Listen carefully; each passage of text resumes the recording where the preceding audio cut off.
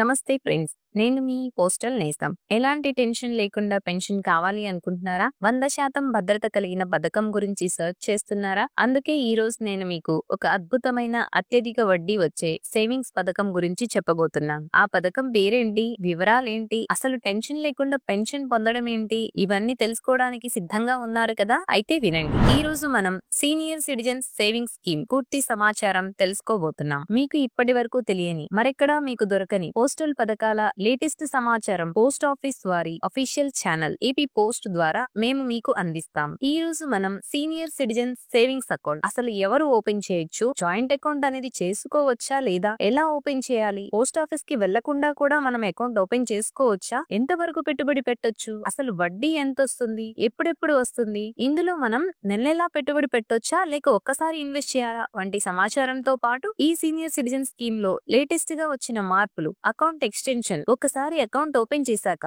ఒకవేళ నేను ఎన్ఆర్ఐ గా మారితే ఎలా, మరియు టీడీఎస్ డిడక్షన్ పై బడ్జెట్ లో చెప్పిన లేటెస్ట్ గా వచ్చిన మార్పులు ఏంటి, వీటన్నిటి గురించి వివరంగా చెప్తాను. చాలా ఇంపార్టెంట్ రూల్స్ అన్ని వివరిస్తాను. అందుకే వీడియోని స్కిప్ చేయకుండా చివరి వరకు చూడండి. అయితే మీకు ఒక సందేహం వచ్చి ఉండొచ్చు, మనకు పెట్టుబడి పెట్టడానికి ఎన్నో ఆప్షన్స్ ఉండగా పోస్ట్ ఆఫీస్ లోనే ఎందుకు పెట్టుబడి పెట్టాలి అనుకుంటున్నారా? అయితే ఇది వినండి. మీరు ఏదైనా బ్యాంక్ లో ఫిక్స్డ్ డిపాజిట్ చేస్తే 5 లక్షల వరకు మాత్రమే మీ డిపాజిట్లకు అష్యూరెన్స్ లిమిట్ ఉంటుంది. అదే మీరు పోస్ట్ ఆఫీస్ లో పెట్టుబడి పెడితే పూర్తి మొత్తానికి సెంట్రల్ గవర్నమెంట్ గ్యారంటీ ఉంటుంది. అంటే మీ పెట్టుబడి మొత్తం ఎంతైనా కానీ పూర్తి భద్రత ఉంటుంది. కాబట్టి మీరు కోరుకునే పూర్తి భద్రత, అత్యధిక వడ్డీ కేవలం పోస్ట్ ఆఫీస్ డిపాజిట్ల ద్వారా మాత్రమే సాధ్యం. పోస్ట్ ఆఫీస్ తమ విశాల నెట్వర్క్ ద్వారా మీరు వ్యయ ప్రయాసలకు గురి కాకుండా సులభంగా అన్ని పథకాలు చేరుకోవడానికి భద్రతతో పాటు మెరుగైన వడ్డీ రేట్లు, ప్రభుత్వ హామీ మరియు ఆన్లైన్ సేవలను అందిస్తుంది. ఇక మరి ఆలస్యం చేయకుండా సీనియర్ సిటిజన్ అకౌంట్ వివరాలు తెలుసుకుందామా?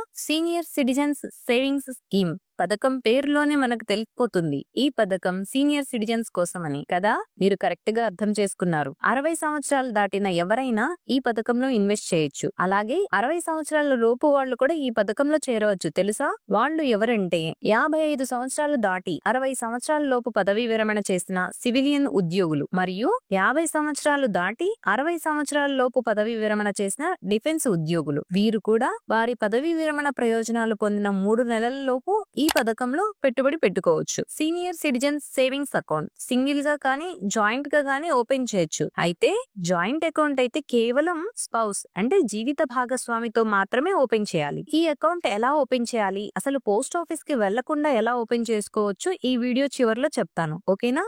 ఇంతకు ముందు చేసిన ఎంఐఎస్ వీడియోలో కూడా చెప్పాను. పోస్ట్ ఆఫీస్ ఇంట్రెస్ట్ రేట్స్ అనేవి ప్రతి 3 నెలలకు మారుతూ ఉంటాయి. ఎంఐఎస్ వీడియో మీరు ఇప్పటి వరకు చూసారా? ఒకవేళ చూడకపోతే లింక్ డిస్క్రిప్షన్ లో ఇచ్చాను, వెంటనే చూసి ఎంఐఎస్ అకౌంట్ పూర్తి సమాచారం తెలుసుకోండి. పెద్దవారి ఆర్థిక అవసరాలకు ఉపయోగపడే విధంగా అత్యధిక వడ్డీని పోస్ట్ ఆఫీస్ ఇస్తుంది. సీనియర్ సిటిజన్స్ సేవింగ్స్ పథకం వడ్డీ ప్రస్తుతం 8.2% ఉంది. ఈ పథకంపై వడ్డీ మనకు పోస్ట్ ఆఫీస్ వారు క్వార్టర్లీ అంటే మార్చి 31, జూన్ 30, సెప్టెంబర్ 30 మరియు డిసెంబర్ 31న వడ్డీ లెక్క కట్టి మనం సేవింగ్స్ అకౌంట్ ఏదైతే ఇస్తామో అందులో జమ చేస్తారు. అంటే పెట్టుబడి పెట్టిన డబ్బుపై వచ్చే వడ్డీ మనం ఏదైతే సేవింగ్స్ అకౌంట్ లింక్ చేయిస్తామో అందులో ఏప్రిల్ 1, జూలై 1, అక్టోబర్ 1 మరియు జనవరి 1న వడ్డీ జమ అవుతూ ఉంటుంది. మారుతున్న పరిస్థితులను బట్టి పెద్దవారికి మరింత ప్రయోజనం చేకూర్చాలనే ఆలోచనతో ప్రభుత్వం గతంలో ఉన్న మాక్సిమం సీలింగ్ లిమిట్ 15 లక్షల నుండి 30 లక్షలకి పెంచడం జరిగింది. కాబట్టి ఈ పథకంలో మినిమం 1000 రూపాయల నుండి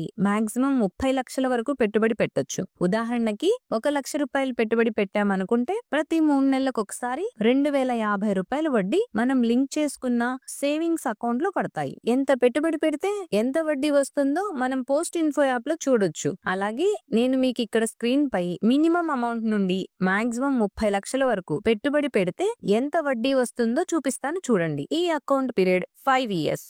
అకౌంట్ పీరియడ్ 5 ఇయర్స్ అయిన తర్వాత నేను అకౌంట్ ని ఎక్స్టెండ్ చేయాలి అనుకుంటున్నా అంటే బేసిక్గా చేసుకోవచ్చు ఇంకొక 3 సంవత్సరాలకి. ఇలా మీరు ప్రతి 3 సంవత్సరాలకు ఎక్స్టెన్షన్ చేసుకుంటూ ఉండొచ్చు. అయితే ఈ ఎక్స్టెండ్ చేసుకోవడం కోసం మెచ్యూరిటీ టైం నుండి 1 ఇయర్ లోపు అప్లై చేసుకోవాలి. అదే ఎక్స్టెండ్ అయిన అకౌంట్ ని మళ్ళీ మీరు ఎక్స్టెండ్ చేసుకోవాలనుకుంటుంటే లాస్ట్ క్వార్టర్ లో అప్లికేషన్ అనేది సబ్మిట్ చేయాలి. ఇలా మనం సీనియర్ సిటిజన్ సేవింగ్స్ అకౌంట్ ని ఎన్నిసార్లు అయినా కానీ ఎక్స్టెండ్ చేసుకుంటూ ఉండొచ్చు. అయితే ఎక్స్టెండ్ చేసినప్పుడు వడ్డీ అనేది ఆ రోజు ఉన్న ఇంట్రెస్ట్ రేట్స్ ప్రకారం మాత్రమే చెల్లిస్తారు. ఎన్ఆర్ఐ గా మారితే ఎలా, లేటెస్ట్ రూల్స్ ఏంటో చివర్లో చూద్దాం, సరేనా? ఇంతవరకు బానే ఉంది. నేను చూస్తే సీనియర్ సిటిజన్ ని, ఎప్పుడు ఏ అవసరం వస్తుందో చెప్పలేను. నాకు మధ్యలో డబ్బులు కావాలి అంటే ఎలా అని చింతిస్తున్నారా? చింతించకండి. పోస్ట్ ఆఫీస్ వారు మీ పథకంలో పెట్టుబడి పెట్టిన డబ్బులు ఎప్పుడు కావాలంటే అప్పుడు ఇచ్చేస్తారు. ఎలాగో చెప్తాను వినండి. అకౌంట్ ఓపెన్ చేసిన 1 ఇయర్ లోపు అయితే మీకు అప్పటి వరకు ఇచ్చిన వడ్డీని మినహాయించుకొని మిగిలిన డబ్బుల్ని మీకు చెల్లిస్తారు. అదే 1 ఇయర్ తర్వాత 2 సంవత్సరాలకి ముందు అయితే గనక 1.5% అంటే లక్షకి 1500 తగ్గించుకొని ఇస్తారు. ఒకవేళ 2 సంవత్సరాల తర్వాత నుండి మెచ్యూరిటీ లోపు అయితే 1% అంటే లక్షకు 1000 రూపాయలు తగ్గుతుంది. అలాగే ఎక్స్టెండ్ చేసిన అకౌంట్ అయితే 1 ఇయర్ తర్వాత మాత్రమే పోస్ట్ ఆఫీస్ వారు ఇస్తారు. ఇది ఓకే అండి. మరి ఒకవేళ అకౌంట్ హోల్డర్ అనుకోని పరిస్థితుల్లో చనిపోతే ఎలా అని అనుకుంటున్నారా? ఆ వివరాలు కూడా తెలుసుకుందాం. అకౌంట్ హోల్డర్ ఒకవేళ చనిపోతే అది జాయింట్ అకౌంట్ అయితే గనక జాయింట్ హోల్డర్ గా గాని సింగిల్ నామినీగా గాని స్పౌస్ ఉంటారు కదా, అంటే జీవిత భాగస్వామి ఉంటారు కదా, వారు ఒకవేళ సీనియర్ సిటిజన్ అయి ఉంటే, వారి పేరు మీద సీనియర్ సిటిజన్ అకౌంట్స్ లేకపోయి ఉంటే ఆ అకౌంట్ ని కంటిన్యూ చేసుకోవచ్చు లేదా క్లోజ్ చేసుకోవచ్చు. ఒకవేళ క్లోజ్ చేసుకుంటే కనుక ఆ అకౌంట్ హోల్డర్ చనిపోయే వరకు వచ్చిన వడ్డీ అంతా కలిపి నామినీకి వెంటనే చెల్లిస్తారు. అర్థమైంది కదా? ఇప్పుడు మనం వెరీ వెరీ ఇంపార్టెంట్ సమాచారం తెలుసుకుందాం. ఇంకెక్కడా కూడా మీకు ఈ సమాచారం దొరకదు కాబట్టి జాగ్రత్తగా వినండి. నేను అకౌంట్ ఓపెన్ చేశాను. మా పిల్లలతో కలిసి నేను ఎన్ఆర్ఐ గా సెటిల్ అయ్యాను. ఇప్పుడు నా అకౌంట్ పరిస్థితి ఏంటి అంటారా? మీరు ఎన్ఆర్ఐ గా మారితే ఆ అకౌంట్ 5 సంవత్సరాలు అవగానే క్లోజ్ చేసుకోవచ్చు. అప్పటి వరకు అయితే మీకు గవర్నమెంట్ డిసైడ్ చేసిన వడ్డీ ఏదైతే ఉందో మీరు లింక్ చేసుకున్న సేవింగ్స్ ఖాతాలో పడుతూ ఉంటుంది. సో ఈ విషయంలో కూడా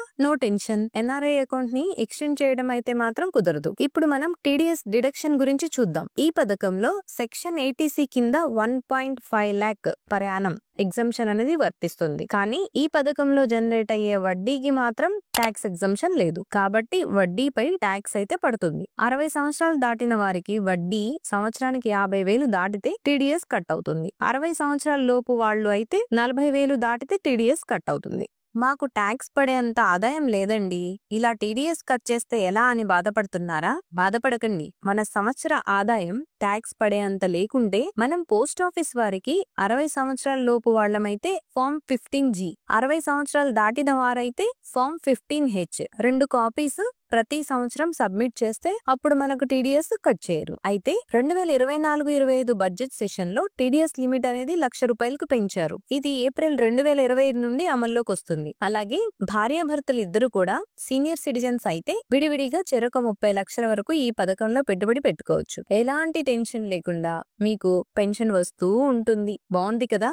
ఈ ఖాతా మనం పోస్ట్ ఆఫీస్ కి వెళ్లి అప్లికేషన్ ఫిల్ చేసి కేవైసీ డాక్యుమెంట్స్ అంటే ఆధార్ కార్డ్, పాన్ కార్డ్ మరియు 2 ఫొటోస్ జతపరిచి మనం పెట్టుబడి పెట్టే అమౌంట్ ని డబ్బు రూపంలో కానీ చెక్ రూపంలో కానీ పోస్ట్ ఆఫీస్ వారికి ఇస్తే చాలు. అలాగే వడ్డీ మనకు పోస్ట్ ఆఫీస్ సేవింగ్స్ అకౌంట్ కి కావాలా లేదా బ్యాంక్ అకౌంట్ లో కావాలా ఆ వివరాలు కూడా అకౌంట్ ఓపెనింగ్ టైమ్ లో ఇవ్వాలి. పోస్ట్ ఆఫీస్ అకౌంట్ కి అయితే ఆ అకౌంట్ డీటెయిల్స్ అప్లికేషన్ లో ఫిల్ చేస్తే చాలు. అదే బ్యాంక్ అకౌంట్ కి కావాలి అనుకుంటే ఈసీఎస్ మ్యాండేటరీ ఫామ్ ఫిల్ చేసి దానికి క్యాన్సిల్ చెక్ కానీ బ్యాంక్ పాస్బుక్ ఫస్ట్ పేజ్ కానీ జతపరచాలి. ఇదంతా బాగుంది. నాకు మాత్రం పోస్ట్ ఆఫీస్ కి వెళ్లే టైం లేదు, నేను ఆన్లైన్ లో ఓపెన్ చేయాలి అనుకుంటే ఆన్లైన్ లో అయినా ఓపెన్ చేసుకోవచ్చు, ఎక్స్టెన్షన్ చేసుకోవచ్చు, క్లోజర్ కూడా ఆన్లైన్ లోనే చేసుకోవచ్చు. అందుకు మీకు ఒక సేవింగ్స్ అకౌంట్ పోస్ట్ ఆఫీస్ లో ఉండి దానికి ఇంటర్నెట్ బ్యాంకింగ్ ఎనేబుల్ అయి ఉంటే చాలు. Very simple. ఇంట్లోనే కూర్చొని senior citizen post office account ని ఓపెన్ చేసుకోవచ్చు. బాగుంది కదా? పోస్ట్ ఆఫీస్ వారు మన పనిని చాలా ఈజీ చేసేసారు. అలాగే ఈ అకౌంట్ ని ఒక పోస్ట్ ఆఫీస్ నుంచి ఇంకొక పోస్ట్ ఆఫీస్ కి కానీ బ్యాంకు నుండి పోస్ట్ ఆఫీస్ కి కానీ పోస్ట్ ఆఫీస్ నుండి బ్యాంక్ కానీ ఈజీగా ట్రాన్స్ఫర్ చేసుకోవచ్చు. ఇంకెందుకు ఆలస్యం? టెన్షన్ లేకుండా పెన్షన్ తీసుకుంటూ రిటైర్మెంట్ లైఫ్ ని సంతోషంగా గడుపుదామా? మరి మీకు ఈ పథకం గురించి ఎలాంటి సందేహాలున్నా కమెంట్స్ రూపంలో మాకు తెలియజేయండి. మేము ప్రతి కమెంట్ కి సమాధానం చెప్తాము. ఇలాంటి లేటెస్ట్ అప్డేట్స్ కోసం ఛానల్ ను సబ్స్క్రైబ్ చేసుకొని పక్కనే ఉన్న బెల్ ఐకాన్ ని క్లిక్ చేయండి. మళ్ళీ కలుద్దాం మరొక మంచి పథకంతో. అంతవరకు సెలవు. మీ పోస్టల్ నేస్తం.